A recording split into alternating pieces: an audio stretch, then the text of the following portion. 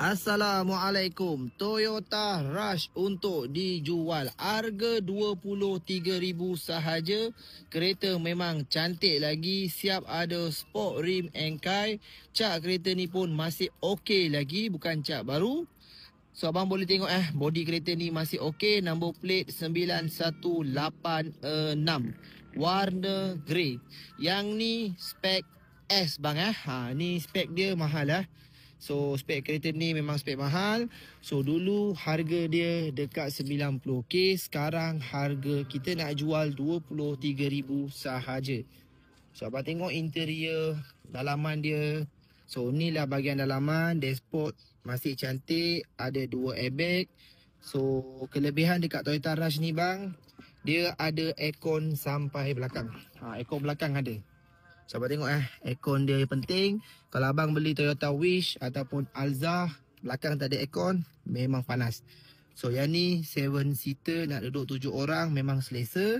So seat kereta ni seat fabric. So abang jangan risau, nanti kita akan bagi lap balik seat ni, bagi cantik sebab kereta ni baru saja masuk. Okay, so harga saya bagi 23,000 sahaja. Automatic bang Yang ni Toyota Rush S. Abang tengok belakang ni ada tulis S. So kereta masih kemas. Harga 23,000. Kalau abang nak murah, abang nak yang harga 20,000, bukan tak ada bang. Ada.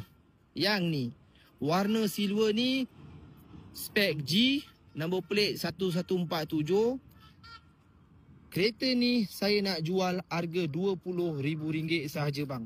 Okey, RM20,000. Interior lebih kurang sama juga warna dia. Sabar tengok. Harga RM20,000 sahaja bang.